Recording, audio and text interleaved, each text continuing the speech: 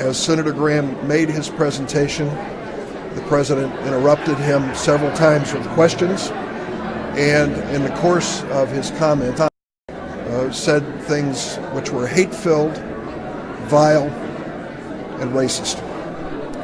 I use those words advisedly. I understand how powerful they are, but I cannot believe that in the history of the White House, in that Oval Office, any president has ever spoken the words that I personally heard our president speak yesterday. You've seen the comments in the press. I have not read one of them that's inaccurate.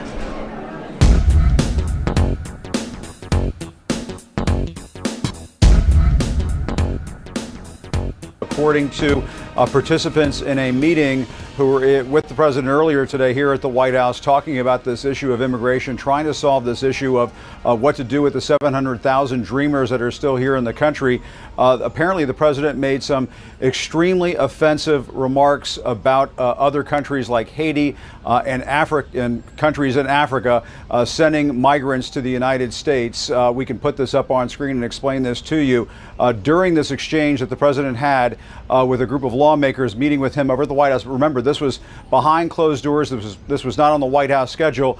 The president said, "Why are we having all these people from," and I apologize for using this word here, but this is a quote from the president, "Why are we having all these people from shithole countries come here," as an S-hole or shithole is what, but if these comments are accurate, Wolf, I think it just is going to cause more damage, more grave damage to this presidency, because it cuts to the very core of who he is.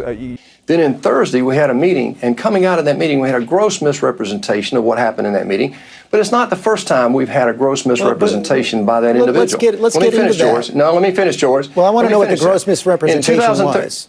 The gross misrepresentation was that language was used in there that was not used, and also that the tone of that meeting was not contributory and not constructive. In 2013, Senator Durbin also made the same accusation against a Republican leader in a meeting with President Obama, and said that it was he chewed out the president. It was so disrespectful to President Obama, we couldn't even have the meeting. That's what he said in 2013. Later that day, the president's own press secretary came out and said, and I quote, "It did not happen."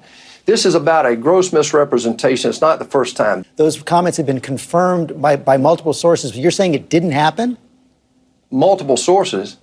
There were 6 of us in the room. I haven't heard any of those 6 sources other than Senator Durbin talk about what was said. But just to be clear, I'm not clear on exactly what you're saying happened in this meeting. You say it was a gross misrepresentation. Senator Durbin has been very clear. Senator Graham has told others that the reports were basically accurate.